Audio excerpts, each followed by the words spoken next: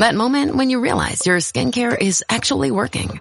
That's Rodan and Fields, the #1 female dermatologist-founded skincare brand in the U.S. Designed by 2 dermatologists who don't just know women's skin, they know how to formulate for it. Rodan and Fields, love what you see.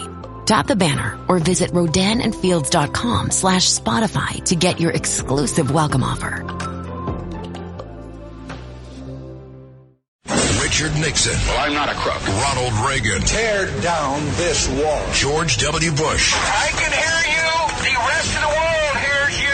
And Donald Trump. And a friend of mine for a long time, he only likes politics. If you ask him about how are the Yankees doing, he has no interest. If you ask him almost anything, he likes politics, and he's a professional at the highest level.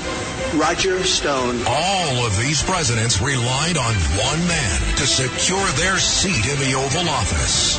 That man is Roger Stone. This is the Roger Stone Show on 77 WABC. Welcome. I'm Roger Stone, and this is the Roger Stone Show here at WABC Radio. WABC Radio, making AM radio great again. You can find us at 770 AM on the AM dial, but if you're out of town or you're indisposed, you can always find us at WABCradio.com, where we are streaming worldwide. Now, my advice is that you download the 77 WABC app to your cell phone, because you don't want to miss any of the great WABC radio lineup. I'm talking about Sid Rosenberg in the mornings. Always bring it first thing. Gotta hear it with my black coffee. We're talking about Larry Kudlow, the quarterback of President Donald Trump's successful plan to turbocharge the American economy. He's on WABC on Saturdays. Rita Cosby, one of the most incisive, experienced radio journalists in the country, has an unbelievable show at 10 o'clock here on WABC. You don't want to miss that. Frank Morano, who has kind of a wacky sense of humor, after his show After Midnight, very, very special. If you're a night owl and you like the offbeat and the unusual, Frank Morano's show on the other side of midnight is the show for you. Dominic Carter. Dominic Carter is a man who has his finger on the pulse of New York. Always excellent reporting by Dominic Carter. You don't want to miss the Katz and Cosby show. This is the table setter every day. This is where every day at 5 you can get a great summary of the most important news stories of the day and expert analysis from a panel of the very best.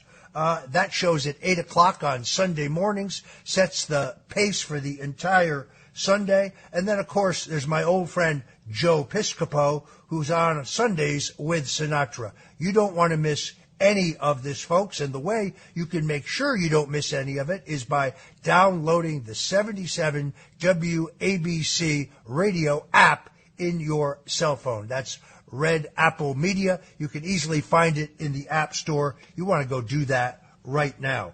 This has been an extraordinarily sad week for America. I mean, who arrests and tries to jail their chief political opponents? Well, Adolf Hitler, Joe Stalin, Fidel Castro, and now, sadly, Joe Biden. This is the complete political weaponization of our judicial system. This is the election interference. In other words, Special Counsel Jack Smith has accused Donald Trump of election interference because he exercised his First Amendment, his free speech rights, to question the irregularities and the anomalies in the 2020 election. He has an absolute right to do that. This idea that he should now be jailed is really driven by the fact that every time they bring some new indictment against Donald Trump, all of them, I think, fabricated, because the 1977 Presidential Records Act makes it very clear that President Donald Trump is entitled to do anything he wants with his presidential records, including deciding which are personal, which he can keep, and which need to be sent to the National Archives. The federal courts have upheld this. They said that Bill Clinton, a former president, could do anything with his records that he wanted, including keeping them in his sock drawer. So it is a sad day in America to see this. David Shoen, who represented President Donald Trump in his first impeachment trial in the U.S. Senate, joins us today to analyze these charges against the president and their implications. You've seen David on the Laura Ingraham show. You've seen him with Sean Hannity, but you've also seen him on CNN, MSNBC. He is a criminal defense lawyer extraordinaire, a man who is never afraid to go into the lion's den. He has called these charges by the Department of Justice a threat to our democracy. I've predicted for some time that Joe Biden will get the hook, only to be replaced by, yes, Michelle Obama, without any question, one of the most popular people, not only in the country, but in the world, certainly among the most popular Democrats in the country, as is her husband, the former president. And I believe that the weight of the impact of Joe Biden's policies, combined with his inability to just perform, he keeps falling down, he seems dazed, confused, he reads the stage directions out loud, he doesn't seem to be able to answer the most basic questions. And now the breaking story, which I really must credit the New York Post for, of the epic, stunning corruption of biblical proportions by the Hunter Biden, Joe Biden, Jim Biden crime family. We're talking about hard evidence, not conspiracy theory, hard evidence of extortion, bribery, money laundering, influence peddling, illegal lobbying. And we have details of multi-million-dollar payments from Russia, from China, from Romania, from Ukraine, and elsewhere. Everything they told us, remember they told us that everything in Hunter Biden's laptop, that was all Russian disinformation.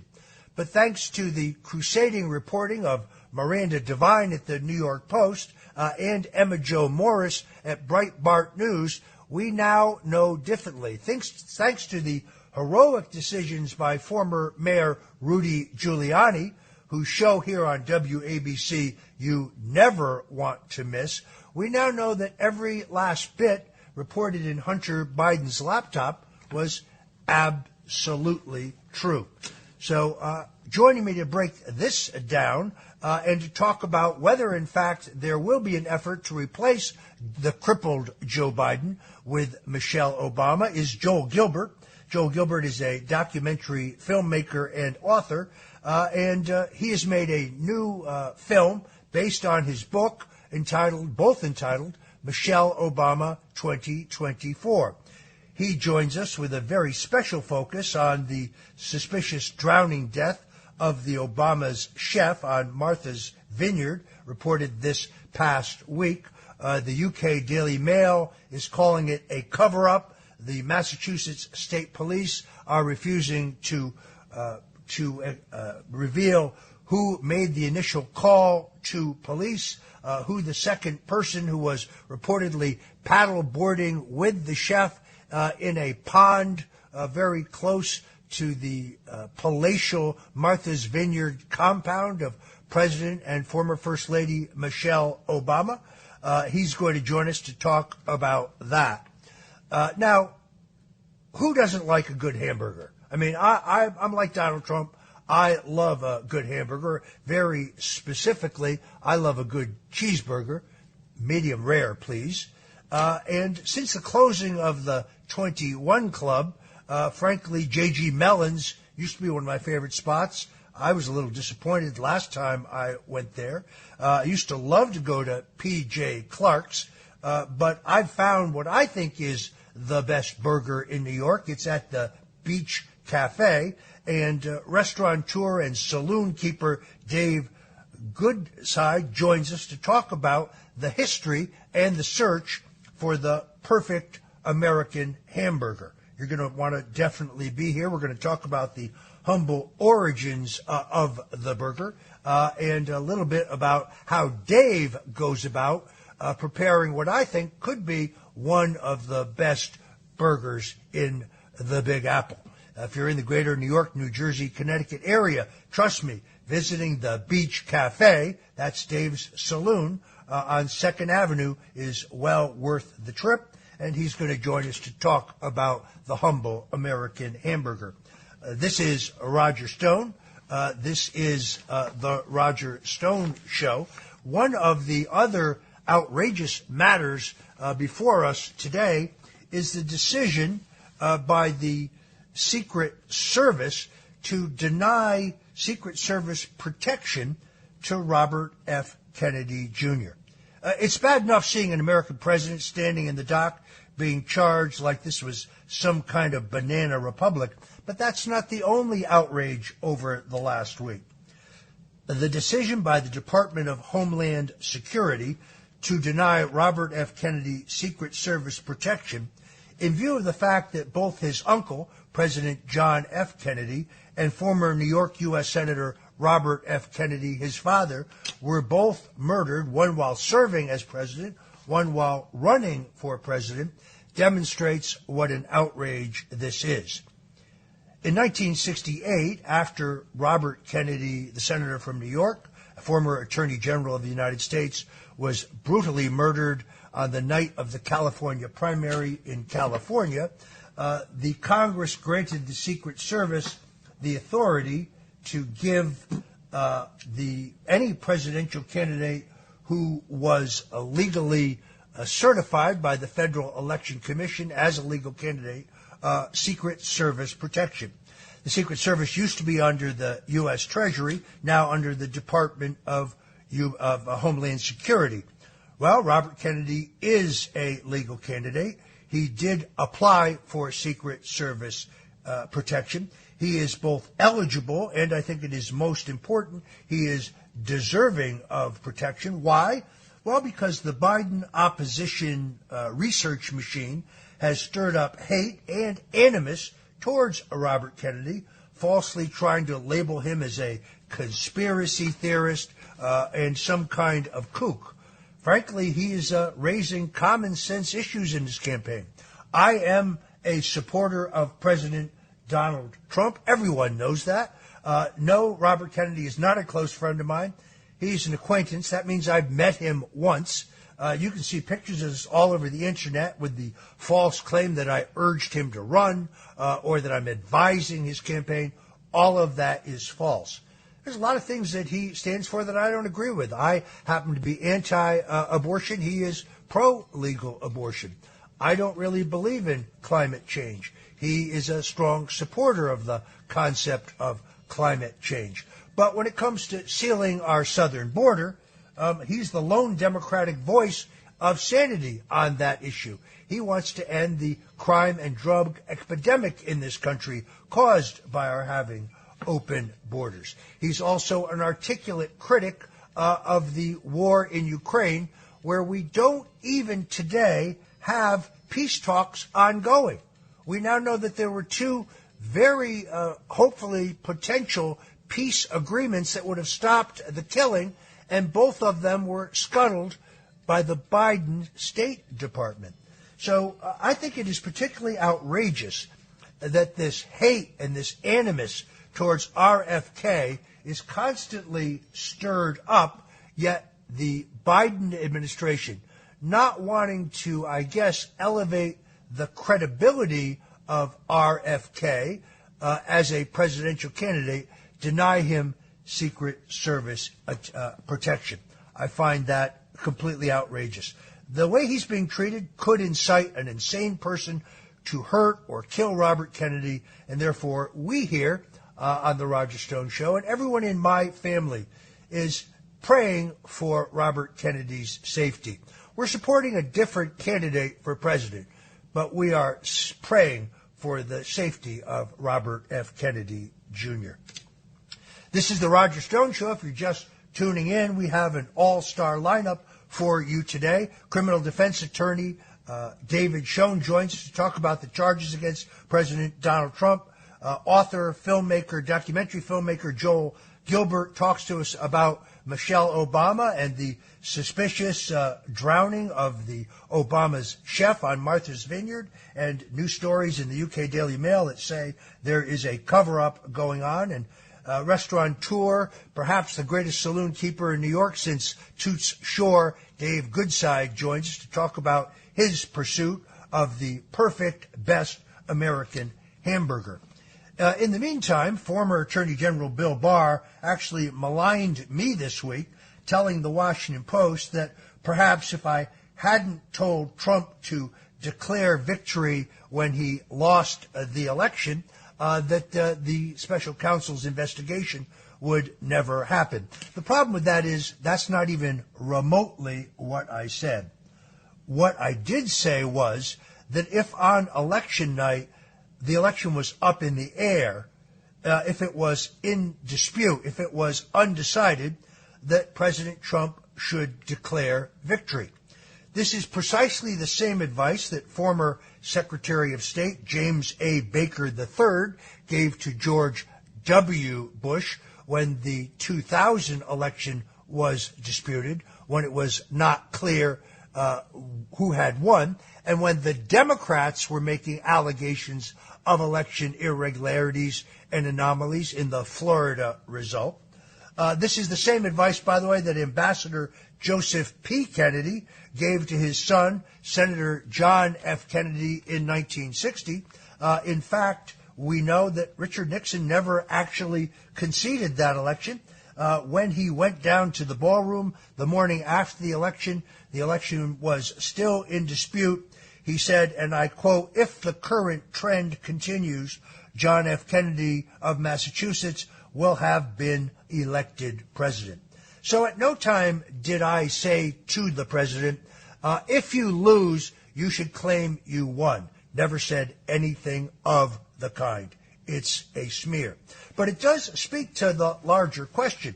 I saw a terrific interview with former New York Police Commissioner Bernie Kerik, who was in charge of collecting the evidence of the irregularities and perhaps outright fraud in the 2020 election. And as he said in an interview I saw earlier, there is no doubt in his mind that President Trump believed then, and he very clearly believes now, that he actually won that election. And if that is the case, it means the charges against President Donald Trump cannot stand, because they're based on the fact that he knew he lost, yet he conspired to hold on to power. That's a flawed argument, folks. I've known Donald Trump for 45 years. There is no question whatsoever. He believed then, and he believes now, that he won the 2020 election. I'm Roger Stone. This is The Roger Stone Show. As the great Jackie Gleason would say, get ready. Here we go. My cat Freddie loves to be brushed and cuddled. But stirring up his cat allergens meant sneezing and itchy eyes. Then I found Purina One Live Clear. It's cat food that reduced the major allergen and my suffering in as little as 21 days. Now, we feel closer than ever. If you have issues with cat allergens, you really need to try Purina One Live Clear. Try new Purina One Live Clear today. Purina One, a difference from day one. How does PwC take your company to the leading edge? They bring the sharpest minds in tech to your team, so you can bring the ideas that will transform your business. They're passionate about your industry, so you can walk into any room with every advantage. And they're with you every step of the way, so you can know you're headed in the right direction. PwC builds for what's next, so you can get there now. Get started at pwc.com/us/leading edge. Richard Nixon. Well, I'm not a crook. Ronald Reagan. Tear down this wall. George W. Bush. I can hear you. The rest of the world hears you. And Donald Donald Trump. And a friend of mine for a long time, he only likes politics. If you ask him about how are the Yankees doing, he has no interest. If you ask him almost anything, he likes politics, and he's a professional at the highest level. Roger Stone. All of these presidents relied on one man to secure their seat in the Oval Office. That man is Roger Stone. This is the Roger Stone Show on 77 WABC. This is the Roger Stone Show here on WABC Radio, 770 on your AM dial. You can tune in anytime also if you are outside the greater New York, New Jersey, Connecticut area where I grew up by going to WABCRadio.com. We are streaming worldwide. Now, I'm a man who kind of like President Donald Trump. I love a good hamburger. And a good hamburger, a great hamburger, the best American hamburger, not all that easy to find. You see, the hamburger is one of the most popular foods in the world. There's over 50 billion served every year in the United States alone. And although the humble beef patty on a bun is technically not much more than 100 years old, it's part of a greater lineage linking American businessmen, World War II soldiers, German political refugees, medieval traders, and Neolithic farmers. Now, where does that name come from? Obviously, a hamburger is not made from ham, which would be pork. Interestingly, spurring an increase of the German immigration in the United States, they brought their food with them. With Germany and with German people coming to the United States, German food, particularly beer gardens, flourished in American cities like New York City. And while butchers offered a wide variety of traditional meat preparations, because Hamburg, Germany, was known as the exporter of high-quality beef, restaurants began offering what they called a hamburger-style chopped steak. One of the best hamburgers in New York City can be found at the Beach Cafe, and the restaurateur who runs that fine establishment, David Goodside, joins us on the Roger Stone Show now. Welcome, Dave. Roger, thanks for having me on it. That's quite an intro there. I think you should think about teaching the history of food at one of the local colleges. Well, look, a lot to offer there. I am the lover of a good burger. I used to love to go to P.J. Clark's, where the late Governor Hugh Carey once stumbled out of that saloon and urinated on a fire hydrant, and unfortunately a picture was caught by the New York Daily News. Hugh Carey, by the way, a Democrat, but one of the last great governors of New York State. They used to turn out a pretty good burger. I used to go to J.P. Mellon's, although they more recently have disappointed when I went there.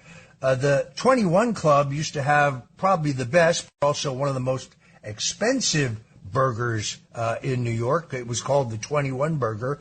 They are sadly closed, no longer with us. So I really love the Beach Cafe, and I know you have worked very hard to kind of perfect the ideal, the best American burger in town. Tell us about it.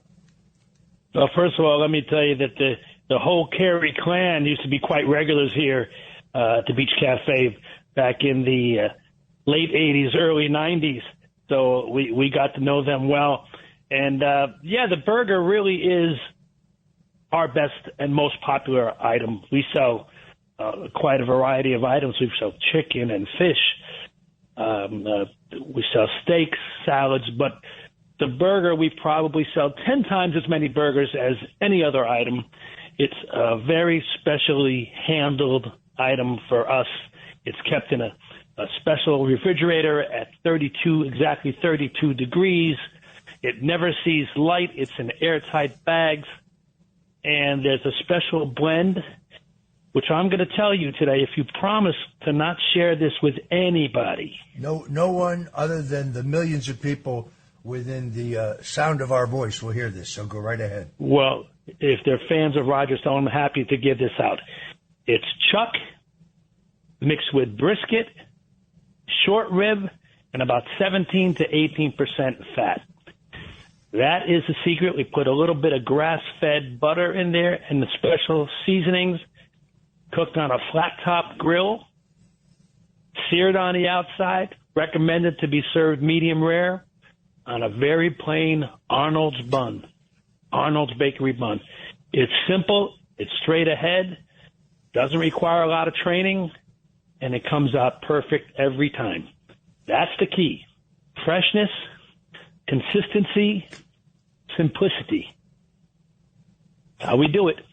Now, folks, you can get that burger at 1326 2nd Avenue in New York City at the Beach Cafe. The Beach Cafe is an old world saloon, as it were. I've often likened Dave Goodside to Toots Shore, one of the legendary restaurateurs and saloon keepers in New York City. It is very old world. I mean, we're talking about the blue and white checkered tablecloths. We're talking about real American fare. Can you get a great Caesar salad? Yes. But the burgers kind of top it all. Dave, what about the bun? I mean, I know some people like a potato bun. The bun and just the right kind of moistness of the bun, to me, is crucially important. What do you do about the bun? Well, the bun is, as I said, it's an Arnold's Bakery. I call it a picnic bun, and we get it from our distributor. But anybody can go into the local supermarket and get this bun. It's not a potato bun, although it's very, very similar in texture and feel and taste. It is a 4-inch bun, not oversized, is what I'm trying to say. And, one of the great things about the bun is when you have an item like a burger, you want it to be consistent. And you're going to run out of buns every now and then. So if you can go down to the local store and grab the exact same bun, bring it back in, your customer is still going to have that consistent experience. And anyone who studies marketing and business will talk about consistency. One of the key reasons that McDonald's has been so successful all over the world, no matter where you walk into a McDonald's, whatever country it is, that burger is exactly the same. Now, obviously, when you've got a great burger, I personally prefer, a little lettuce, a little tomato, a little sliced raw onion, not too thick, not too thin. You have kind of honored me by offering the Stone Burger, which includes a perfectly fried egg on top. So I've got to ask you out of curiosity, how are the Stone Burgers moving there at the Beach Cafe? Well, Roger, you and I have a lot in common. We both come from Fairfield County. You're in Norwalk, I think, right? I was born in Norwalk, absolutely. Okay. I was raised in Trumbull, Connecticut. So we've been aligned quite a bit. And I did come to you and I said, if I was going to make a hamburger and put it on the menu named after you, what would the ingredients be? How would it be set up? And you said exactly as you just did. Beef patty, lettuce, tomato, fried egg on top. We probably sell half of the burgers that go out are Stone Burgers. I don't know if the people know that it's Roger Stone. I don't know if they think it's Sharon Stone. But we sell a lot of Stone Burgers. People love it. It's become a signature item for us, and I don't see it coming off the menu anytime soon. So, Dave, now anybody who loves a good burger knows that the obvious accompaniment are the fries. I mean, a burger and fries, it's as American as apple pie and vanilla ice cream. And a great French fries almost as hard to find as a great burger. I used to love the French fries at McDonald's. I don't go there anymore. The quality of the burger, if it was ever good, I mean, it was at one time it was tasty. Now I don't even find it tasty. I'm not even sure it's really beef, but that's just my opinion. Tell us how you conjure up the perfect French fry. Well, we've had the McDonald's style fry, the string fry, for 40 years. I mean, it's a very popular item. But about, 6 or 7 years ago, we introduced what's called the cottage fry, which is a rounded shape, like a thicker potato chip. with ridges, and it's become very popular as well. So we actually have two choices. We've got the cottage fries. We have the string fries. We also offer sweet potato fries for people that think they're being a little bit more healthy. I really don't know if the sweet potato fry is actually that much more healthy than, say, the string fries. But on an item like that, we do offer a little bit of variety. I think the cottage fries are probably the most popular of those three. In the mid-19th century, in the country, preparations of raw beef that had been chopped, chipped, ground, or even scraped were actually a common prescription for digestive issues. It was a New York doctor, James H. Salisbury, who suggested in 1867 that cooked beef patties might be as healthy or healthier than eating your steak, au natural. And physicians very quickly adopted the so-called Salisbury steak. That's where the name came from. Around the same time, the first popular modern meat grinders for home use became widely available. Actually, Salisbury himself made a few extra bucks by endorsing one particular meat chopper that he called the American chopper. Dave, where do you do this mix? Is it delivered to you pre-ground, or are you doing it right there on site? Well, we get it delivered to us pre-ground. At one point in time, we did experiment with grinding our own meat. Thought that might be something that we could offer just to improve the quality or increase the quality. I don't want to say improve because we love the quality, but increase the quality by a bit, doing it ourselves. But the nice thing about operating in New York City is that you've got the best meat providers in the country here. We've got big meat houses, big operators. They're able to grind the meat at midnight. It is on your plate by noontime. So there's really no benefit to grinding it ourselves. This is a very key point. Ground beef has to be used immediately after it's ground. Has to be served that day. Can never be frozen. I can tell you firsthand, the burger at the Beach Cafe is never frozen. Now, Dave, did you have to go out and kind of surreptitiously scope out the competition? Because there's a lot of good burgers in New York City. I'm not sure there's any burger as great as the one at the Beach Cafe, but did you have to do a little undercover work? Well, I'm a big fan of P.J. Clark's, J.G. Mellon's, Peter Luger's. They all offer a great burger and have for many years. And I have done some investigative work over the years to try to find out who's grinding the meat, who's providing the meat.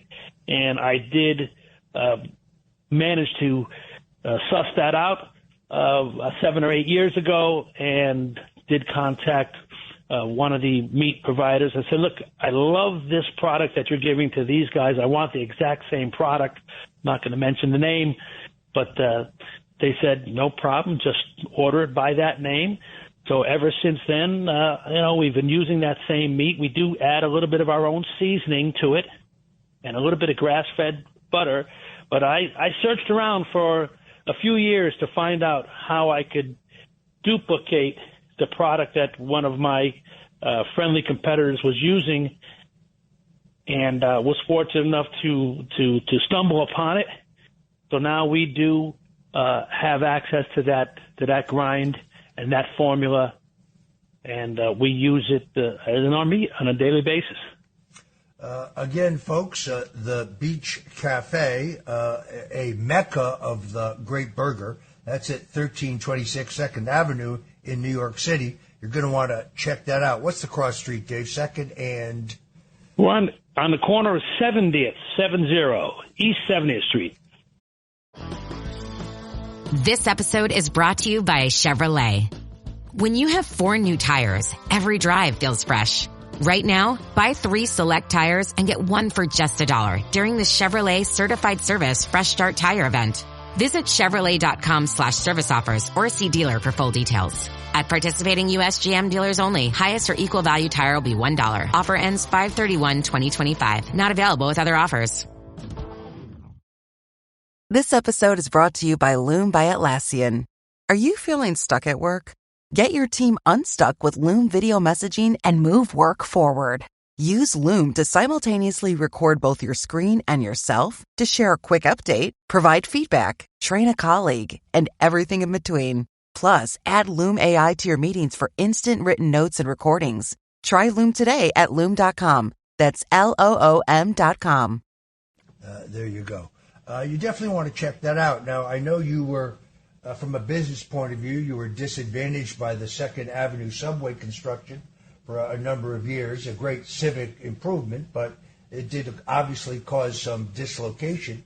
But you have more than survived. That's the good news for everybody in the greater New York area. If you're going into the city, folks, there's no payola involved here, by the way. I don't eat or even drink for free at the perfectly reasonably priced Beach Cafe. I just know and love a great burger. One of my very good friends who's an athlete insists that if you can put away 3 burgers, that the 4th one is free. Is that actually true? Well, actually, it's the Stone Burger. If you eat 2 Stone Burgers, the 3rd one is free, but you have to eat it at the Beach Cafe. We don't pack it to go. There is probably going to be a wait for tables, but it's well worth the wait. Let's talk a little bit about libation, because obviously any great saloon keeper understands the necessity of running a good bar. What are New Yorkers drinking now? I mean, when you talk about, first let's talk about the beer. I know you have a selection of beers on tap, but what are people ordering with their burger? Well, you get a variety, really more beer than, say, wine, I would say.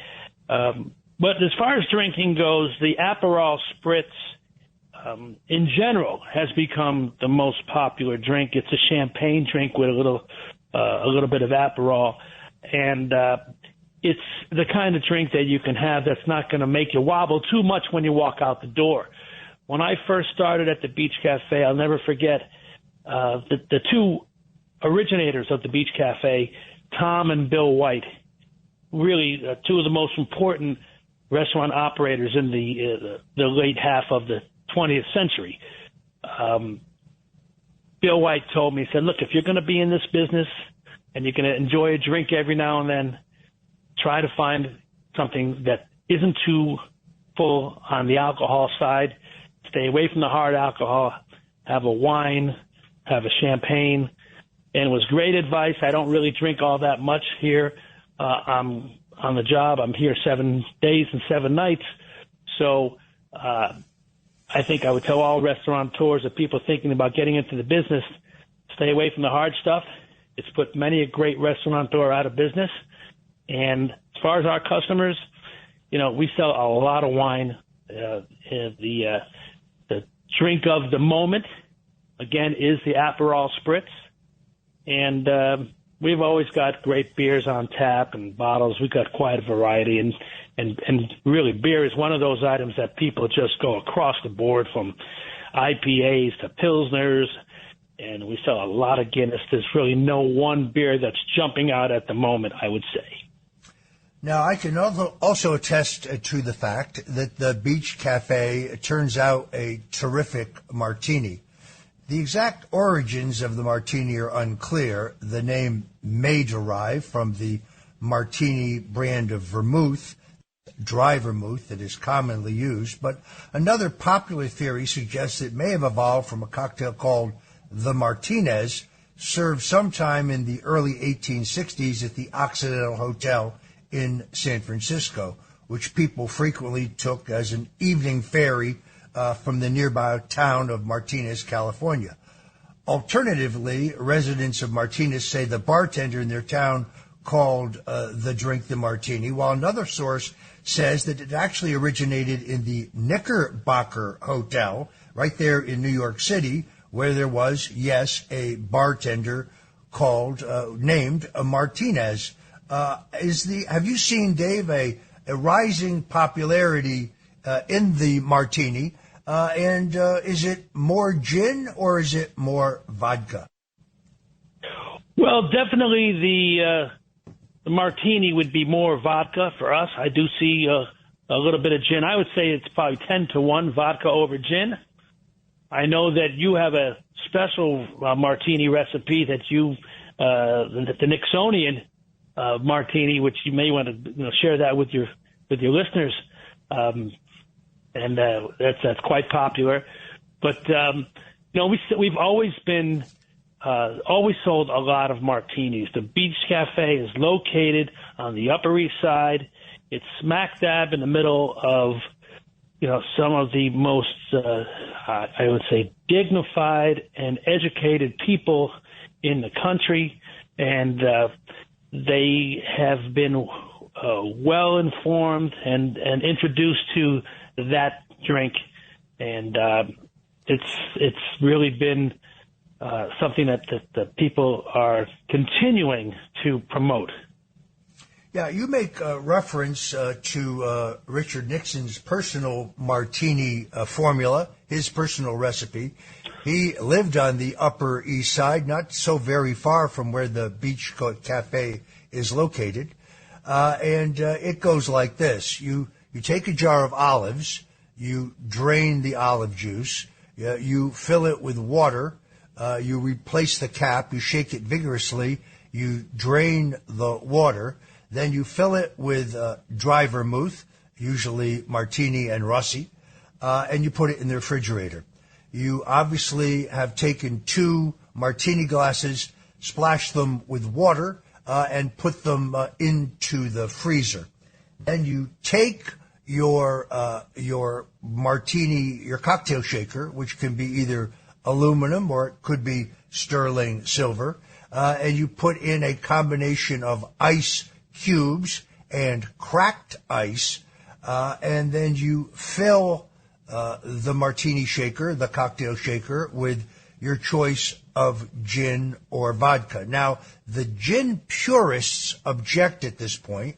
The gin purists say that if you're making a gin martini, and you just heard Dave Goodside say that the preference at his saloon is 10-1 vodka over gin. But if you're making a gin martini, the gin purists say that shaking the gin in a cocktail shaker with ice bruises the gin, changing the flavor. I'm not a gin drinker, so I wouldn't know, but those folks suggest a cocktail pitcher and mixing the gin on ice in a pitcher. But I go with the cocktail shaker. I fill it with vodka. Yes, I will admit, I hope they don't arrest me. Yes, I like Russian vodka, Russian Standard being my current favorite. But then you shake very, very, very vigorously. If the outside of the cocktail shaker is not so cold that it doesn't slightly kind of freeze burn your hand, well, then you're not shaking vigorously enough. You then remove the chilled glass from the freezer. You pour this concoction into the martini glass. As Nixon himself pointed out to me, if there are not tiny shards of ice on the surface of the martini, well, then you haven't shaken it vigorously enough. You return to the aforementioned refrigerated jar of olives that are now marinated in dry vermouth. You drop in 1 or 2, and there you have it, the perfect martini, which Richard Nixon referred to as a silver bullet. So when I had the first one, which he mixed for me actually at his townhouse on the Upper East Side of New York, this is prior to his moving to Saddle River, New Jersey, I said, "Wow, Mr. President, this is really good." And he said, "Yeah, I got the recipe from Winston Churchill." So, Dave, how do they go about making a martini there at the Beach Cafe? Oh, wow. Now you're putting me on the spot. I'm not a classically trained bartender. You know, my specialty is seeing you at the door and making sure that you get your table, whoever you are. So I'm not going to pretend to give you the ins and outs of making a martini. I've consumed many, but made very few. And let me say this. I do know Dave is telling the truth because he does kind of serve as the maitre d'. He's not just the owner, but Dave is not by any means an absentee restaurateur. He is on the scene, checking constantly for perfection. You can have him move your table. He will make sure you are well accommodated. He will make recommendations on the menu. If you're not a meat eater, and there are some among us who are not, what do you like? What's the most popular dish for those who don't eat meat? You've got some great fish and seafood selections as well, as I recall. Well, as I said, the burger really is by far and away the biggest selling item, by at least 10, by 10 times. But if you're not a meat eater, then the probably next most popular dish is the pan-roasted salmon, which is something that many restaurants do make a pan-roasted salmon, but the way we make it is a little bit different. Our oven cooks from the top down, as opposed to the heat coming up through the bottom, and this allows us to crisp the top of the salmon. So it gets nice and charred or crispy on the outside and still medium rare on the inside. And people swear by this salmon, and every restaurant around us sells salmon, but people tell us that there's something very different and very special about the way we cook it. It's very simple, just a little olive oil and some lemon, salt and pepper, and that's it. But it's the heat coming from the top down that makes that special crust on it. The Beach Cafe, folks, a very civilized place. Athletes, politicians, celebrities. It's one of Cindy Adams, the queen of gossip, who's right here on WABC. It's one of her favorite haunts when she goes out. Dave, you've got to accommodate a lot of different people, and I know that you went through some tough times because of the subway construction, but now if folks go on a Friday or Saturday night, things are pretty busy, are they not? Yes, they are. I mean, you can expect to wait for a table, not too long, but, we've always been a very popular place. When you're in business for over 50 years, that's one of the fortunate byproducts is that people get to know you, not just the neighbors who live upstairs and around the corner, but people come in from out of the Upper East Side, and they're happy to wait at the bar, enjoy a drink, visit some people. A lot of people that come in meet other people they don't know because there's a certain like-minded thread that runs through the restaurant, and people enjoy that part about the community of meeting people at the bar. And it's really a great place. It's more than just sustenance. It's an entertainment experience. You never know who you're going to meet or see at the Beach Cafe on any given night. I mean, this was a regular spot for a lot of people in sports, in movies, in theater, in music, in politics. I mean, Arthur Miller used to come here once a week. Frank Sinatra, Liza Minnelli, Dave DeBusschere, Mary Tyler Moore used to make it here a lot. Every mayor in the last 4 decades, I've been there that long, has been to the Beach Cafe. It's captains of industry. It's the people that work at the post office up the road. I mean, it's really a big mix of people, and we put a premium on just people that are nice to one another and can enjoy a good meal, fair price, a good service, and we just try to turn you on. As Bill and Tom White would always tell me, you got to turn the people on before they leave that restaurant, and that's how we do it.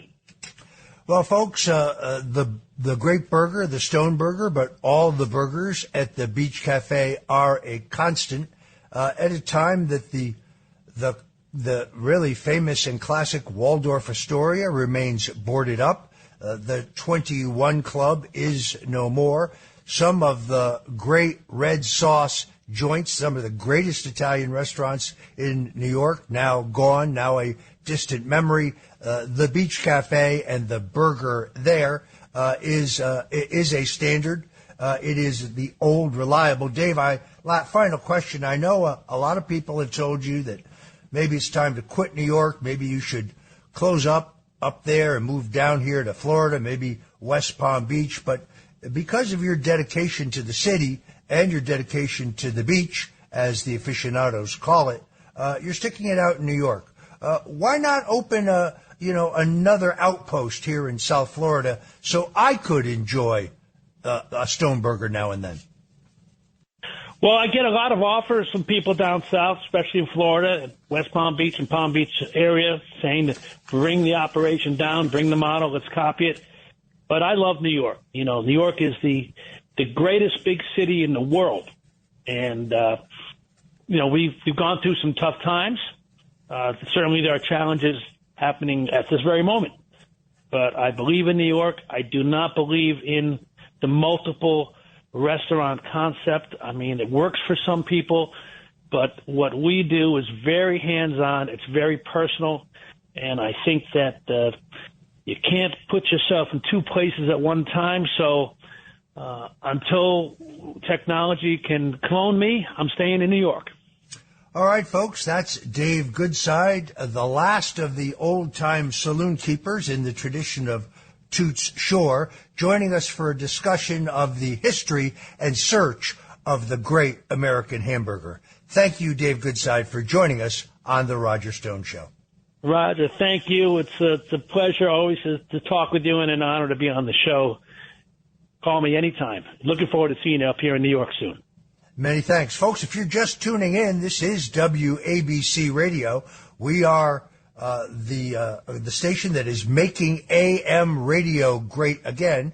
You can find us at 770 on the AM dial, or if you don't live in the greater New York, New Jersey, Connecticut area, you can always find us at WABCradio.com, where we're streaming worldwide. So right now, go to your cell phone and either text or call one of your friends, someone in your family, someone in your circle of acquaintances, and tell them to tune in to The Roger Stone Show right here at WABC Radio. Jif peanut butter. It's that Jiffing good. It doesn't really need advertising. So instead, enjoy the calming sounds of the ocean. Jif. It's that Jiffing good. Get your Jif at Jif.com. Your gut affects everything, even your mood. So Ollie created 2 brand new products to take care of your insides. Ollie Big 10 Probiotic has 10 strains of probiotics, their most ever, to support a healthy gut microbiome, immune system, and stress response. And Ollie Super Good Superfoods delivers 15 superfoods in tasty gummy form. Find them at Ollie.com and exclusively at Walmart. Ollie! These statements have not been evaluated by the Food and Drug Administration. This product is not intended to diagnose, treat, cure, or prevent any disease. Richard Nixon. Well, I'm not a crook. Ronald Reagan. Tear down this wall. George W. Bush. I can hear you. The rest of the world hears you. And Donald Trump. And a friend of mine for a long time, he only likes politics. If you ask him about how are the Yankees doing, he has no interest. If you ask him almost anything, he likes politics, and he's a professional at the highest level. Roger Stone. All of these presidents relied on one man to secure their seat in the Oval Office. That man is Roger Stone. This is The Roger Stone Show on 77 WABC. This is The Roger Stone Show on WABC Radio. You can always find us at 770 on the AM dial. Otherwise, if you're out of town, you can go to WABCradio.com because we're streaming worldwide. We're here every Sunday from 3 to 5, where we talk a mix of news, history, sports, politics, style, culture, food. We're all over the place. And now joining me is documentary filmmaker and author Joel Gilbert. Joel Gilbert has written both a book and produced a new documentary based on the theory, which I share, that ultimately the 2024 nominee of the Democratic Party for President of the United States will be not Joe Biden, but in fact Mitchelle Obama, the former First Lady of the United States. Now, I have said for some time, I've written it, I've said it, I said it in a speech in Palm Beach to the Turning Point USA conference 2 weeks ago, that I believed that the combined burden of the impact of Joe Biden's policies, record gas prices, a 76% increase in the cost of basic groceries, ravaging inflation that is really hurting the buying power of working families, a disastrous foreign policy in which weakness provokes aggression, in which we have 370,000 homeless veterans in this country, yet we are shipping billions of dollars to the war effort in Ukraine. And when the U.S. Senate is offered an amendment by Senator Rand Paul to have a government inspector general keep track of exactly where that money is going and how it is being spent, the U.S. Senate actually defeats that amendment. Why would any senator not want to know how U.S. tax dollars are being spent? Now you combine that with Joe Biden's obvious infirmities, the fact that he often seems confused, that he shakes hands with people that don't exist, that he keeps falling down in public, the poor man seems bewildered. I don't wish him any ill will, but I think it's elder abuse. I really don't think he is up to what is the toughest and most difficult job in the world, president of the leader of the free world, of the Western world. And now you have the burgeoning scandals surrounding him. House Republicans have now produced hard evidence of extortion, bribery, money laundering, influence peddling, illegal lobbying, including multi-million-dollar payments wired from Russia, China, Romania, and Ukraine to members of the Biden family, including Joe Biden, Hunter Biden, Jim Biden, Joe Biden's brother. So I think the stench of scandal, Biden's inability to perform as a candidate, and the disastrous impact of his policies mean that the Democratic power structure, President Barack Obama, without any question, the most popular and influential Democrat in the country today, will decide to give Joe Biden the hook. And I think that the most obvious candidate to replace Joe Biden is, in fact, Michelle Obama. Joel Gilbert, documentary filmmaker and author, who has both a great book and companion documentary entitled Michelle Obama 2024, joins us now to break this down. Joel, welcome to the Roger Stone Show. Hey, great to be here. I think you did a wonderful job of summing up why Joe Biden is such a liability for the Democrats. The only thing I would differ with you on is that it's not the toughest job in the world. He made it an easy job. He spends 40% of his time on vacation on the beach or in Delaware, sleeps late every day, and I think you make the argument he doesn't really run anything. He's more of a figurehead, but is a terrible liability to the Democrats. Nobody wants him. And in my film and book, I make the case, and I'm glad you agree, that I think Michelle Obama has been preparing to be the 2024 Democrat nominee for several years.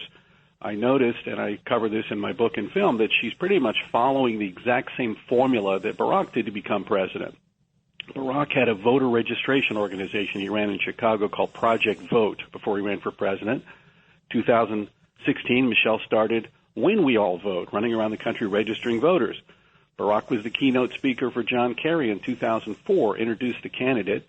Sure enough, Michelle was Joe Biden's keynote speaker at the Democrat convention, introduced him and endorsed him. And lastly, Barack wrote 2 autobiographies before he ran for president. It was Dreams from My Father and The Audacity of Hope.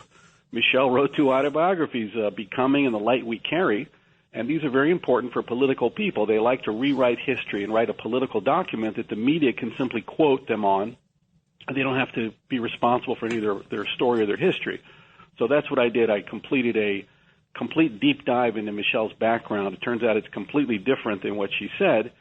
And I make the case also in recent months, the Democrats have set it up for Michelle by moving their first primary out of Iowa, where she would have had to campaign in 100 counties, to South Carolina, where 50% of the Democrat primary electorate are African American. It's also a state that Michelle claims as her adopted home state from 2008 because her grandparents are from South Carolina.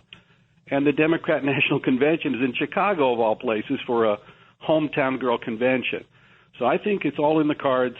I'm predicting that November will be the key month because December 23rd is the deadline for getting signatures together to be on the Democrat primary ballots.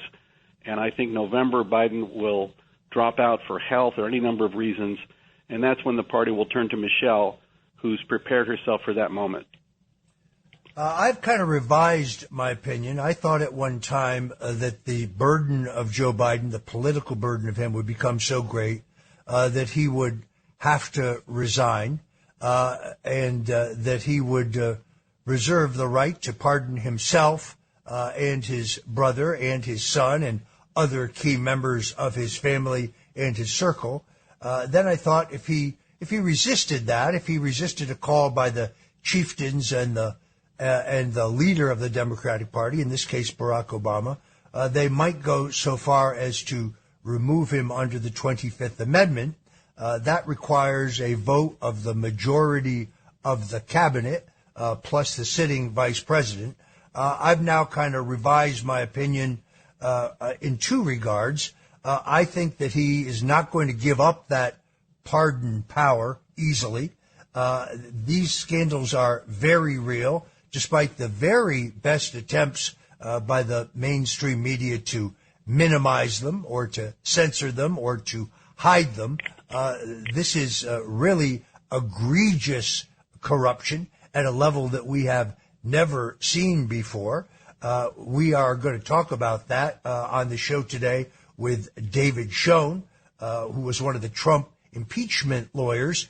We see a direct correlation between all of this bad news breaking about the revelations regarding the Biden crime family and these recent charges against President Donald Trump. But I now agree with you that they will keep Joe Biden in place as long as they possibly can, but that he will announce probably in late November, before the December filing deadlines, to actually place his name on the ballot in the Democratic primaries and caucus states that remain in their lineup.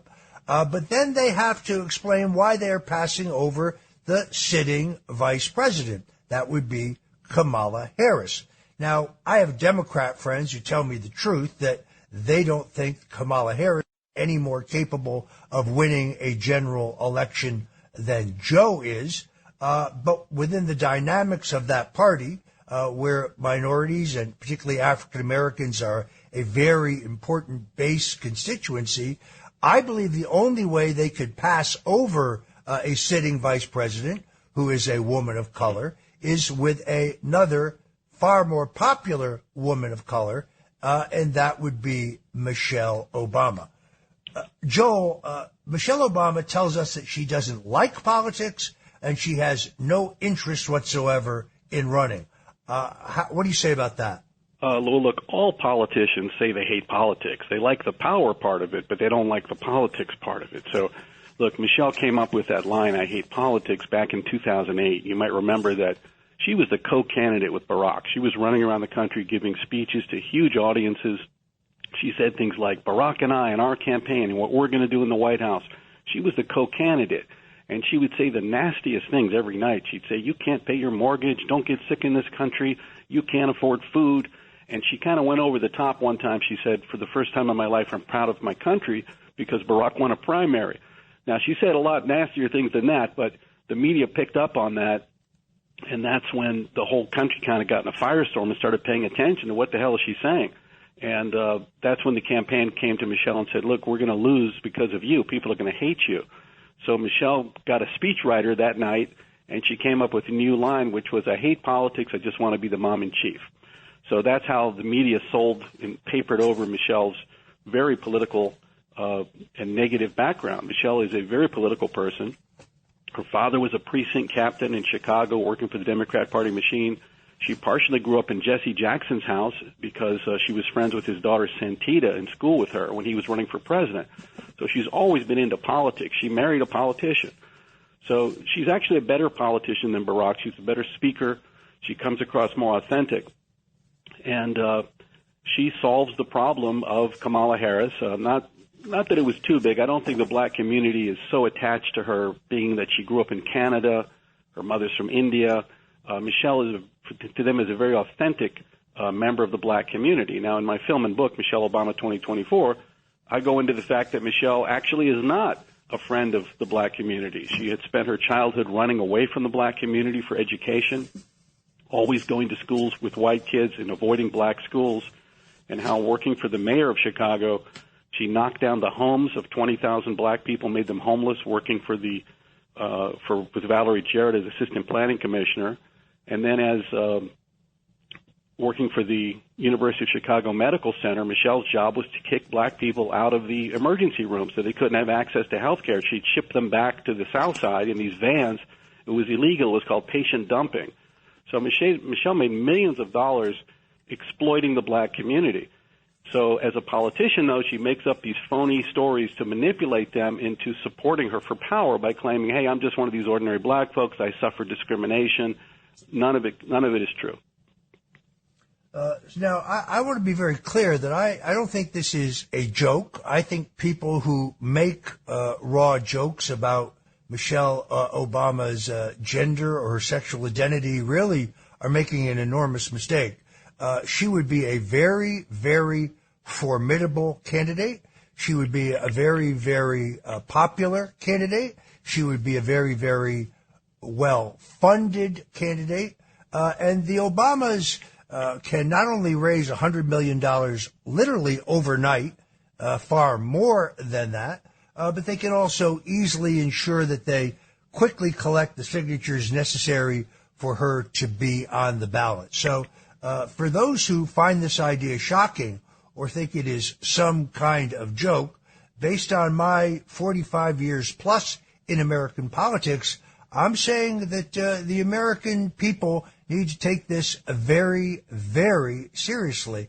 She would be a very formidable and difficult candidate for any Republican candidate.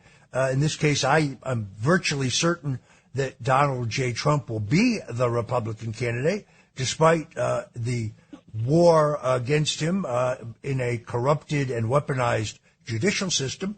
But I think she's going to be tough to beat. Joel, what is the key to defeating Michelle Obama? Well, first of all, you're correct. She's the most popular person in the country, if not the whole world. And certainly the Democrats are trending away from white males. They appoint everywhere they can. They appoint ethnic minorities, blacks, females to positions because Donald Trump made such inroads in the black and minority community and delivered so much that the Democrats had promised for 60 years and didn't do. They felt a need to prop up and put minorities in positions of power, like the UN ambassador, press secretary, minority leader in the House, head of the Joint Chiefs, under the very condescending idea to say, look, we have people that look like you, so give us power. A little insulting, but that's their policy. So Michelle just checks all those boxes. So yes, Michelle has the power to reach these people, and certainly they get to use not only race but also sex. If you oppose what Michelle is saying, well, you must be not only racist but sexist. So they get to use those weapons. That's the Democrat Party today, and certainly the foolishness around saying that Michelle's not female is completely not true. It was just a joke by Joan Rivers that kind of went out of hand online. But Michelle's a very formidable candidate, and you can certainly watch the entire real history of Michelle Obama. You can live stream my movie, Mitchelle Obama 2024, on Amazon Prime Movies or SalemNow.com, and then the book and the DVDs are on Amazon.com. This is a great book and a great documentary. Joel, I'm going to ask you before we finish one more time to tell folks where they can get it. Now, a major news story broke this past week, which I think could potentially be the fly in the ointment if there is indeed a plan to give Joe Biden the hook and replace him with Michelle Obama.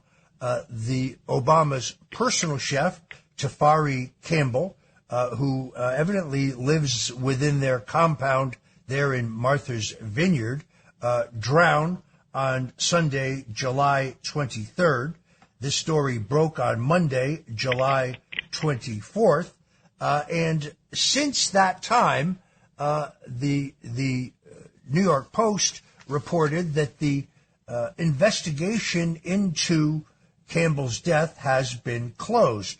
The Massachusetts State Police and the Edgartown, Massachusetts Police have insisted that Mr. Campbell was paddleboarding with another female staffer at the time of his drowning, but they declined to identify who that person is. On the forms that are available under Massachusetts Freedom of Information Act laws, that information is curiously left blank. We were told that President Barack Obama was not on, and his wife were not on Martha's Vineyard. Then that was amended, and we were told that they were on the vineyard, but they weren't home.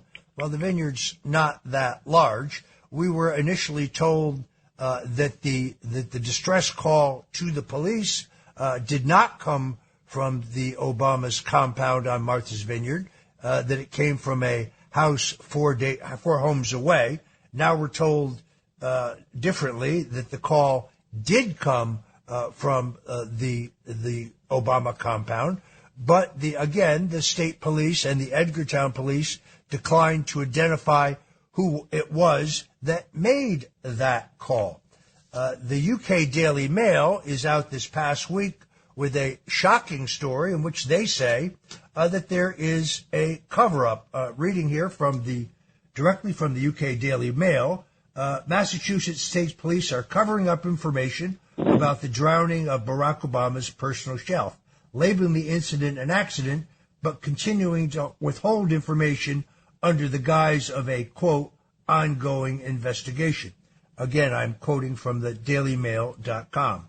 It's been 11 days since Tafari Campbell drowned in a pond bordering on the former president's estate, but authorities are rejecting requests for even the most basic facts, including the identity of the sole witness and the identity of the 911 caller. The state police are citing a public records law exemption that they say allows the police to withdraw any information that could jeopardize an active investigation. Yet they tell the New York Post that the investigation has been closed. The head of the New England region's largest First Amendment organization, Coalition, told the Daily Mail that the police are abusing that law, given the fact that they have already ruled out any sort of foul play. So the only matter pending is a toxicology report that would show whether or not Campbell had drugs in his system or suffered some other type of medical episode. The burden is on law enforcement to show how the investigation may be jeopardized by releasing additional information, said Justin Silverman, executive director of the New England First Amendment Coalition, a news organization. They are not doing that right now. This really flies in the face of the Massachusetts Public Records Law, he said.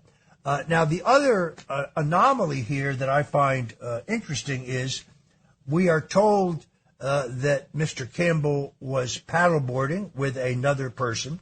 We are told that he was 100 feet from the shore, and that at that location, the pond is 8 feet deep.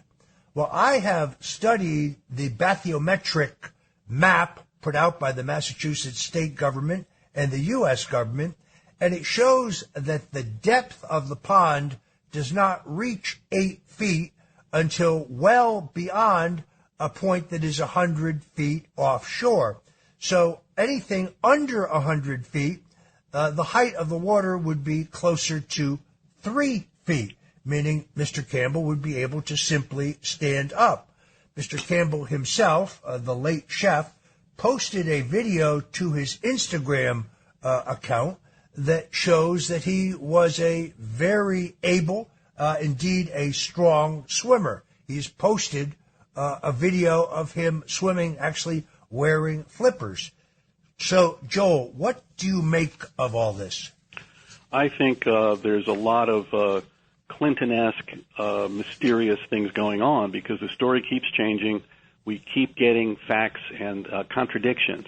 And the Obamas definitely put some kind of blackout on the information.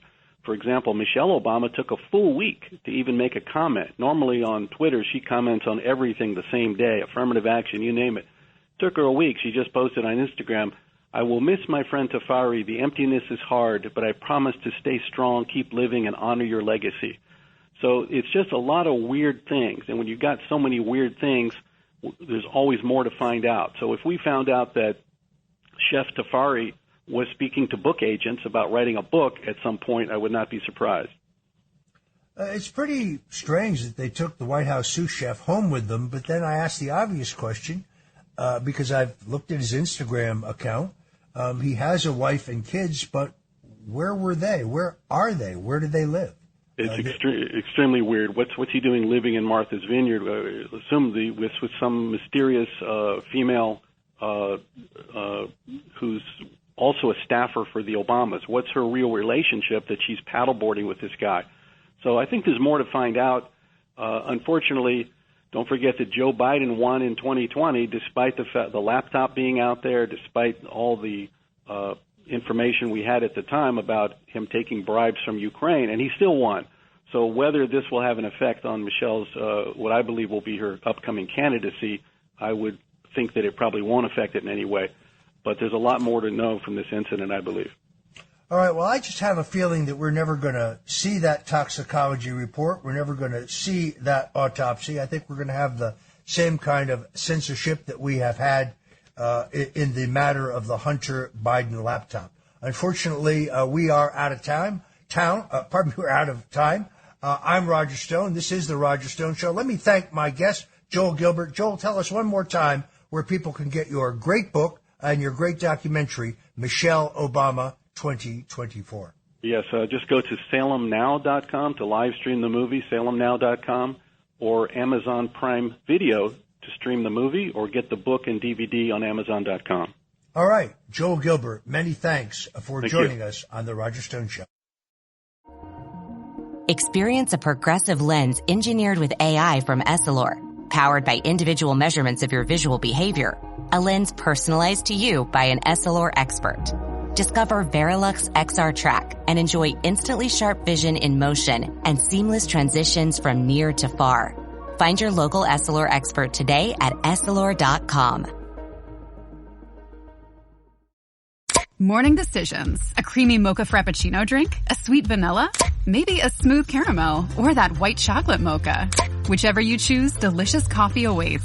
Start your day with bottled Starbucks Frappuccino drinks. Pick up a bottle near you wherever you buy your groceries. Richard Nixon. Well, I'm not a crook. Ronald Reagan. Tear down this wall. George W. Bush. I can hear you. The rest of the world hears you. And Donald Trump. And a friend of mine for a long time, he only likes politics. If you ask him about how are the Yankees doing, he has no interest. If you ask him almost anything, he likes politics, and he's a professional at the highest level. Roger Stone. All of these presidents relied on one man to secure their seat in the Oval Office. That man is Roger Stone. This is the Roger Stone Show on 77 WABC. It was a spectacle this week to see a former president of the United States charged with what I think are thought crimes, a clear case of election interference by charging the former president with using his First Amendment rights to question the honesty and the integrity of the last presidential election. Joining me now to break this incredible moment in American history is David Shoen. David Shoen is a criminal defense attorney who most famously represented President Donald Trump in the second impeachment trial in the U.S. Senate. You've probably seen David on the Laura Ingraham show with Sean Hannity, but also on CNN and MSNBC. He has no fear of going into the lion's den. I should point out that David is not a Republican. He's represented the Democratic Party in some important voting rights cases. He has represented other non-Republicans in ballot access questions. He is, in my mind, probably the most brilliant legal strategist and analyst in the country, and I'm honored to have him join us here on the Roger Stone Show on WABC Radio. David, welcome to the Roger Stone Show. Thank you, but the honor is mine. Thank you very much. So first, tell me your impression of these charges by Special Counsel Jack Smith.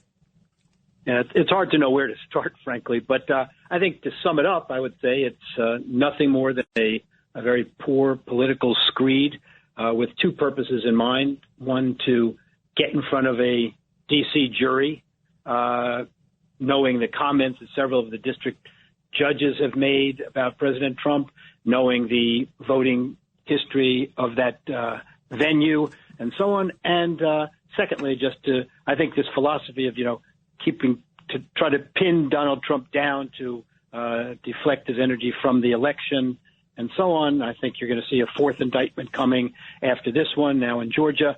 But I'll tell you this, interesting to me is it's not surprising there's a polarized reaction to this so-called indictment. It's polarized much like the country's polarized on all related questions. But I noticed different a little bit in this case. There's a piece in the New York Times from this week by David Leonard, who's quite an anti-Trumpister. And he said, he sort of bemoaned with resignation the idea that, we had our chance in the impeachment trial. We should have convicted him then. We missed. This effort by Jack Smith is truly a novel approach, which I read to mean, and I think he certainly meant, less than well advised. And he acknowledges that even experts disagree over whether the evidence is strong or not strong. The fact that the New York Times would put out such a thing is remarkable. But I think that, if we were to break down the indictment, I'd have a number of specific comments on different theories that they've got. Well, let's go ahead and do that. Tell me what you think.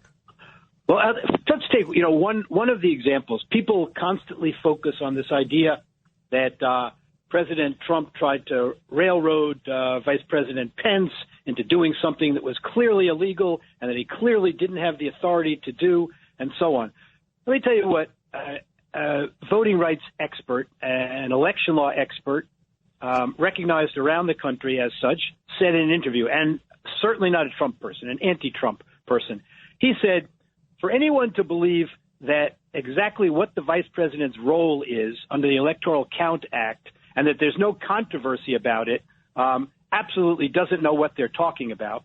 He said the 12th Amendment, discusses the issue, but there's a lack of clarity. I'm quoting now. There's a lack of clarity on exactly who does the counting, how it is handled, and possible objections. So the idea that, we would charge a crime here that's related to that initiative, that is trying to convince Vice President Pence, if that's what happened, that he shouldn't certify the vote because there are some real questions out there. We don't criminalize that kind of conduct, a disagreement over legal parameters. That's one part of it. But in terms of the other, there are so many defenses to these charges. I think what people have to remember first and foremost is every one of the four charges requires an intent to have done something the law forbids. Very important. Two are conspiracy charges. Conspiracy is a specific intent crime. Two or more people have to have agreed to do something they knew the law forbid. That doesn't apply to anything that happened here. The obstruction charges, one of them is a conspiracy to obstruct, which again has that specific intent, and the other requires what they call a corrupt state of mind, that he corruptly intended to obstruct the official proceeding of getting the votes counted and all of that. At the heart of all of that, then, is what was Donald Trump's state of mind. Anyone who knows Donald Trump, anyone who was around him, knows that he believed, understood, and was firmly committed to the idea, based on advice that he got from the experts associated around him, that he and his supporters were the victim of election fraud. Whether one agrees with that or disagrees with that, that was his firm belief, and any actions were based on that firm belief, and it was reinforced to him on a daily basis by data provided by the people hired to investigate it. An investigation is what had to happen if there was some evidence of that came out, and I'll tell you why I say that. There's an absolute constitutional obligation under Article 2, Section 1 of our Constitution. And if nothing else comes out of this case, I hope something positive does, and that is that people learn to know the Constitution and to love it, because it's very important. We have to return to it at all times. I never go any place without it. But Article 2, Section 1 talks about the duties of the president, and in that section, it tells us how a president is elected. That's the original text, tells us how a president is elected. And then there's a clause, one of two times it appears, that requires the president to take care that the laws be faithfully executed. And so if a president has information from multiple sources that there's been fraud in the election, improprieties in the election, remember we had COVID regulations in place, all sorts of new procedures for mail-in, different rules for absentee ballots, rules varied among the states. Rules, by the way, I'll get to this in a second, but rules about electors vary. And so if he has that information and his constitutional obligation is to take care that the laws be faithfully executed, one could easily argue that he had no choice but to do exactly what he did, and that is get the information and be prepared with alternative electors if the information were correct. But you can be sure President Trump didn't come up with the idea of alternative electors and all of these things that they charge in the indictment. This came from experts, from lawyers, legal advice. One has to understand again that there's complete disarray in the laws around the states on how electors are chosen and what their obligation is. I think 29 states plus the District of Columbia, for example, bind electors to vote for the candidate who won by the popular vote in the state. When I say electors, what I mean is, as you well know, maybe not all the listeners do, but hopefully they will after this case plays its way out. You know, each state, you don't directly vote for the president. We have the Electoral College. So each state, each political party appoints by different methods. There are many different ways they do it among the states. 33 of them, for example, appoint electors based on a party convention. So the Republican Party, Democratic Party has a convention. They choose the electors to represent the voters of that state in the presidential election. And if a Republican candidate wins the presidential election, then the electors from that state in the Electoral College cast their vote for that candidate. Except in 21 states, they're not bound to vote for that candidate. You could have, under state law in 21 states, you could have an elector chosen by the Republican Party who says, I'm not going to support that candidate in the Electoral College. So all of these things vary. It's a complete, crapshoot, you might say. But anyway, the point is, the idea that President Trump would have known all the rules and regulations for electors, nonsense. We don't criminalize conduct where it's based on, if it even occurred, where it's based on advice of counsel and differences in views on legal questions that have troubled legal scholars and still continue to trouble them today. So that's kind of overall what I have to say about the indictment.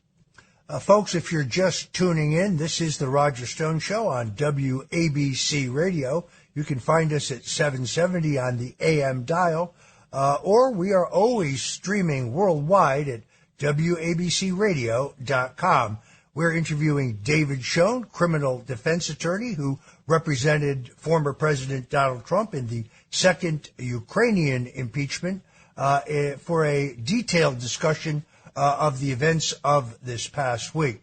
David, do you believe, based on your reading of the recent indictment, that this should be immediately challenged as to law and that a motion should be made to dismiss it, since the most recent Supreme Court cases seem to set a requirement for fraud to have a specific victim?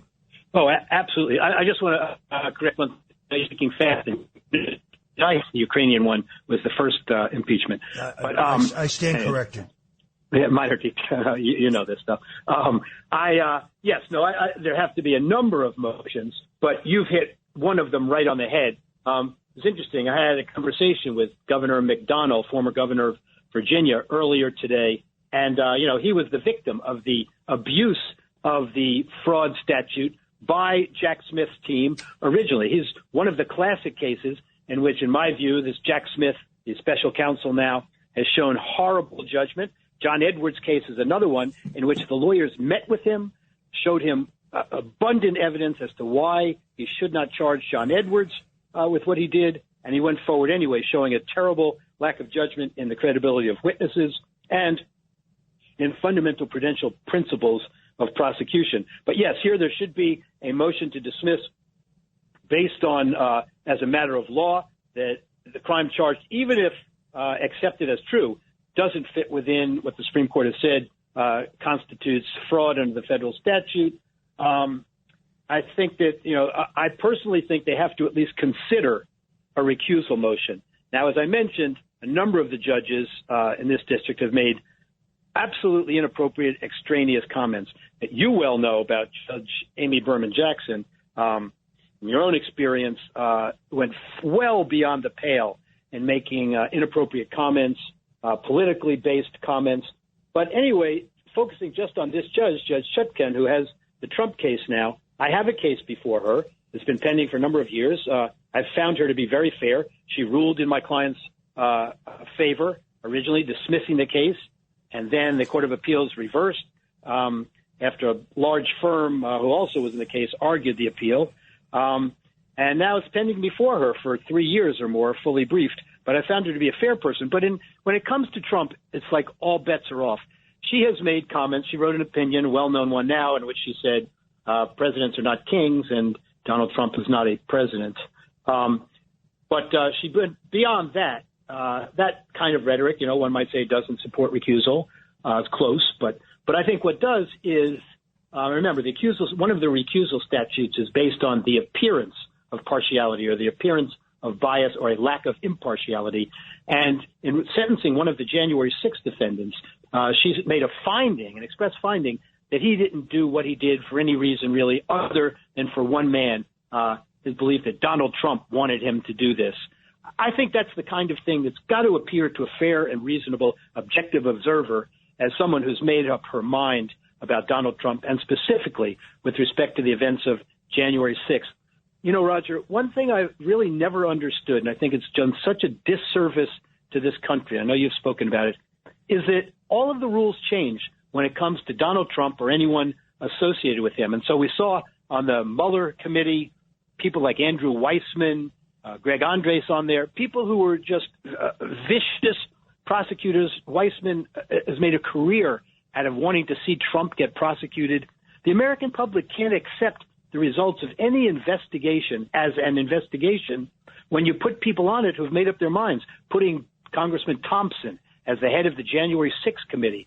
Complete sham. This is a man who's just before that sued Donald Trump personally, claiming he suffered injuries from the events of January 6th and that Donald Trump was personally responsible. And they named him, Pelosi named him to head up the committee to investigate who was responsible for the events of January 6th, and then populated that committee with all Trump haters, violating House rules and protocol and so on. Now you put prosecutors on this case, on Jack Smith's team in Florida, Karen Gilbert, been excoriated by Judge Gold down there for her misconduct in a case. And you have J.P. Cooney and Molly Gaston, two prosecutors on this new D.C. indictment who engaged in horrible misconduct in the Steve Bannon case. I have a sanctions motion pending against them, and the judge already has said he wants to take up the issue of their misconduct. He's concerned about it, and he's concerned that they don't seem concerned about it. So of all of the lawyers available in this country, why is it that the powers that be keep choosing people who are avowed Trump haters and are willing to break the rules to get him? How can the American people possibly accept anything that comes out of those kinds of proceedings? Well, the judge in question is a major donor to Barack Obama's presidential campaign. Her husband is also a major donor to Barack Obama's presidential campaign. Her husband was also elected as a federal judge, as she was after making those donations. Her mother-in-law is also a major donor to Barack Obama's campaign. I have read public reports that the judge worked at the same law firm as Hunter Biden. That is unconfirmed, but I believe it to be accurate. I've seen it several places on the internet this morning. But, David, a motion to recuse the judge is decided by whom? That's the $64 million question. It's decided by her as a matter of first course. Again, there are two ways you can go in. You can go in with this motion on the statute providing for recusal where there's the appearance of a lack of impartiality, appearance of partiality. In that case, the motion is heard by the judge subject to recusal. Or you can go in if you can really make a credible showing of actual bias with an affidavit or declaration, then that should be assigned to another judge to consider. I don't think in this case, I don't know. Look, I have to look at the record more carefully now. You've just told me facts that I didn't know about the judge's background and so on. As I say, I know her to be a fair person, but I know her here to have made inappropriate, extraneous comments, gratuitous comments about Trump, and I think that ought to provide the basis for the perception. So I think that's the more likely motion, and she's going to decide it. But then the next step would be to take that up on a mandamus petition. You have to do that, or you probably waive it if you wait till the end of the case. You take it up on a mandamus petition to the D.C. Circuit. And, you have to make sure to lay out a good record of the kinds of comments and why you believe that leads to a perception of bias in this case. But there are many issues. These lawyers, we haven't seen it in the other indictment so far, I'm sorry to say. They've got to start really advocating zealously for their client with all of the legitimate good faith bases open to them. One of the other things, and I'm sorry to skip ahead and you can stop me, but one of the other things I'm very troubled by in this case, and we've seen it in the other cases, is we have, again, a speaking indictment, long indictment here, detailed purported facts from witnesses who've never had their credibility challenged in any meaningful forum. There's nobody at the grand jury to cross-examine them, for example. And so we have their self-serving comments. We don't know their motivations. Many of them are certainly self-preservation motivations, laid out in detail for the public to see, now distributed around the world forever. And you're going to have the prosecution come in, I can guarantee you, with a motion for protective order demanding that there not be public comments on the indictment. They'll cite the local rules in D.C., which are very, very stringent on commenting publicly. I would suggest to the possible First Amendment infringement violation extent. But so Donald Trump is left unable to comment once a protective order providing such a thing is put into place. And the world sees just these unproven allegations against him forever until the time of the trial and during an election period. That's very unfair. I don't think there should be a protective order in this case, certainly not one that provides for that. If they have certain protected materials, bank records, Social Security numbers, sure, those should be under a protective order. Otherwise, it's a matter of great public interest. The public and the media deserve full access to this and to the points of view of all of the parties in this case. The D.C. district, as I recall, is the only district court, or maybe one of the few, where not only the defendant can be gagged, but the attorneys who represent him can also be gagged. Therefore, they would not be allowed to comment about any matter pertaining to the trial under those circumstances. I would hope that that doesn't happen, but I learned the hard way that in the District of Columbia, the Constitution, the law, the rules, the evidence, sadly, in a trial this politicized, none of those things matter. Now, Special Counsel Jack Smith named 5 of 6 other defendants, but he did not charge them, charging President Trump alone, based on what I have read, for the purposes of expediting the president's trial, fearing that if he charged 6 other co-defendants, I guess in this case co-conspirators, based on his allegation, that might slow down the speed of the trial. Does that not make it obvious that the effort here is to hold this trial prior to the 2024 election, and therefore these charges in of themselves are election interference? Yeah, listen, I do think that a main reason he didn't charge the unindicted co-conspirators was to expedite the matter. On the other hand, I also think it highlights the fact that this is all about get Trump. You can look at any of these indictments. Look at the superseding indictment in Florida. You've alleged, down there that certain statements were made, certain efforts were made that the government claims are illegal, not by Donald Trump, but by others. But only Donald Trump is charged with directing those things to be done. That's unheard of. You don't leave out the actor. And so here, the people they're talking about, if you believe a crime was committed here, and I don't, but if the government, Jack Smith, believes a crime was committed here, then why wouldn't you charge the people who actually would have done the acts to commit it, those so-called co-conspirators, if you believe their theory of prosecution? So it's clearly about just piling on Donald Trump. And I think it's a philosophy that seems to be backfiring strongly so far, that if they pile enough of these cases on him, it will be so distracting, so overwhelming, that other Republicans will come out and now say, oh, listen, we can't have this. It's distracting. You must step aside. Or that finally Donald Trump would give up. And that doesn't seem to be in his nature either. And especially since we see him soaring in the polls, soaring beyond anyone's expectations, no matter where you stood politically. And so it looks like it's backfiring, but it is extraordinarily unfair.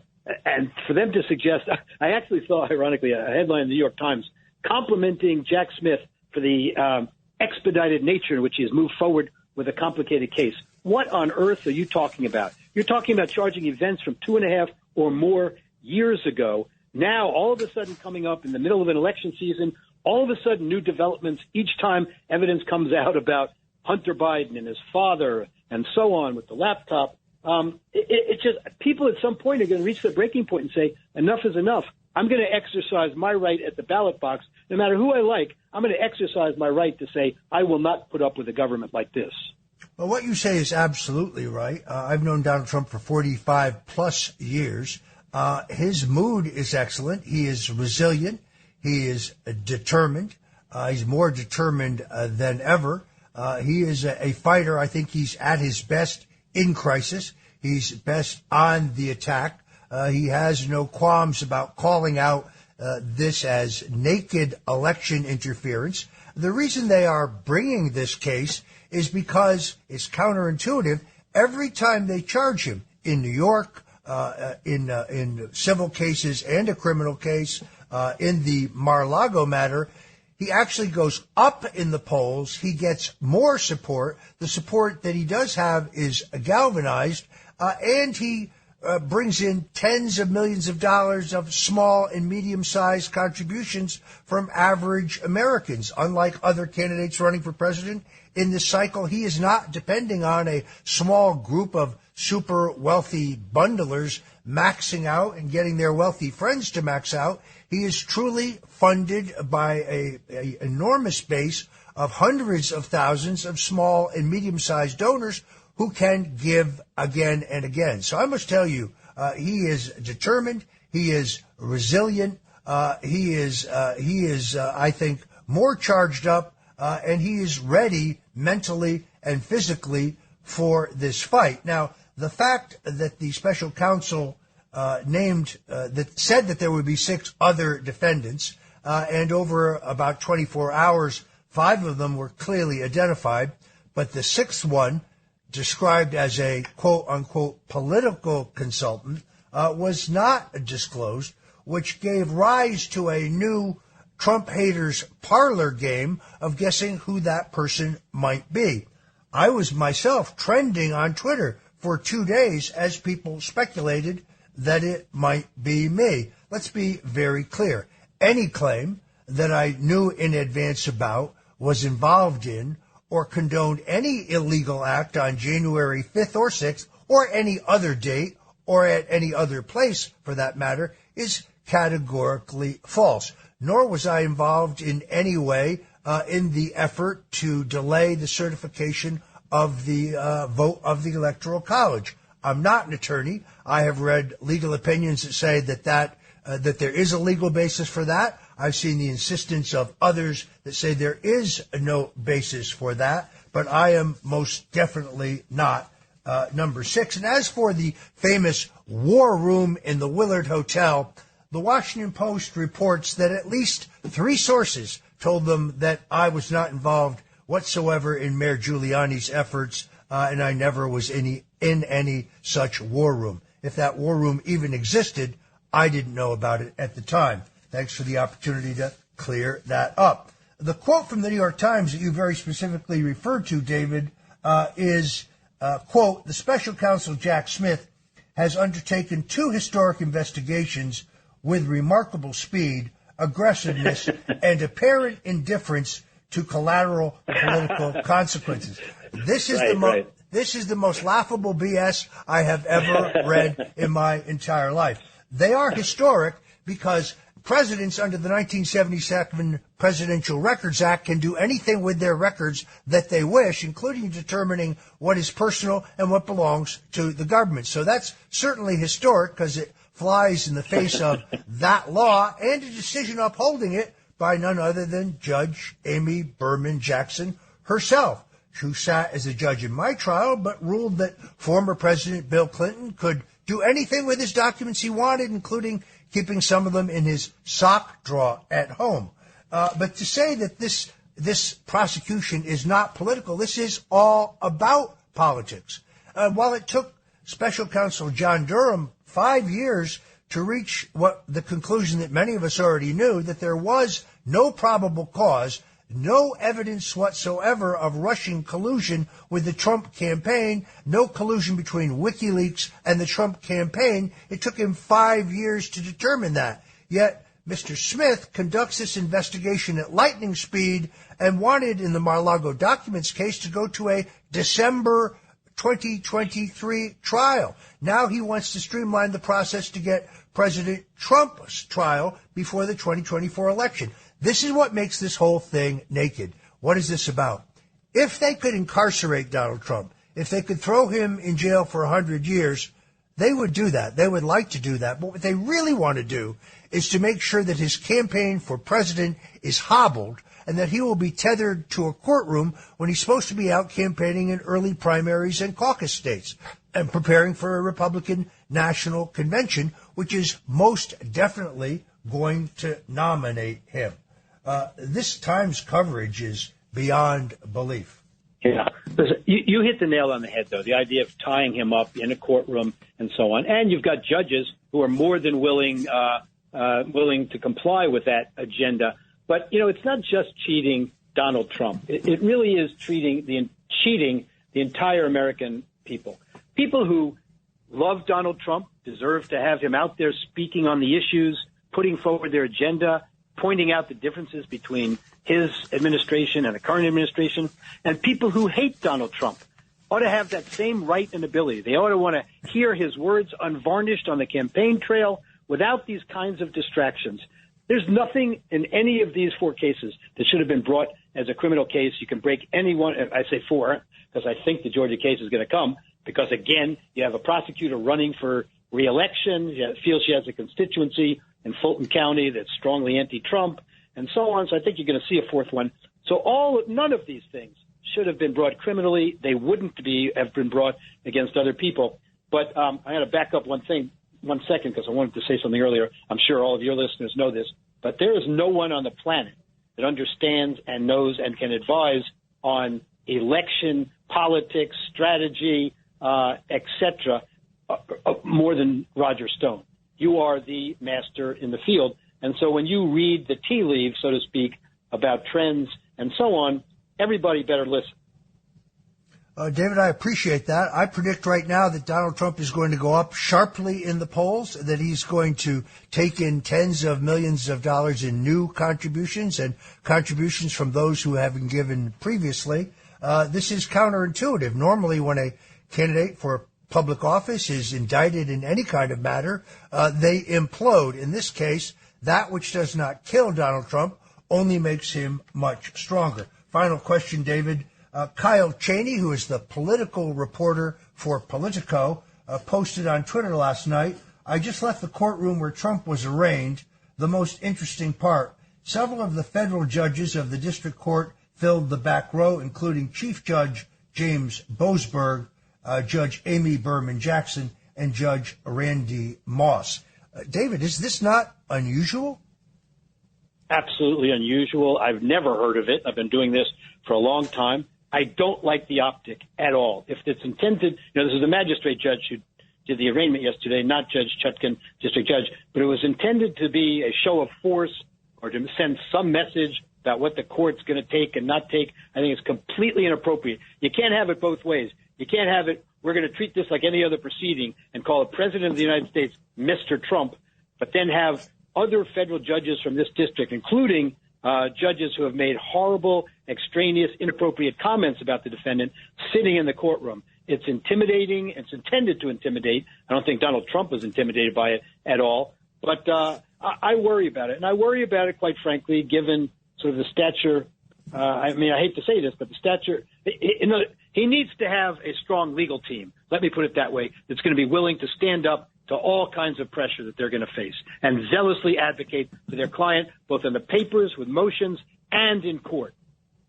All right. Unfortunately, we have to leave it there. Thank you very much for David Shoen.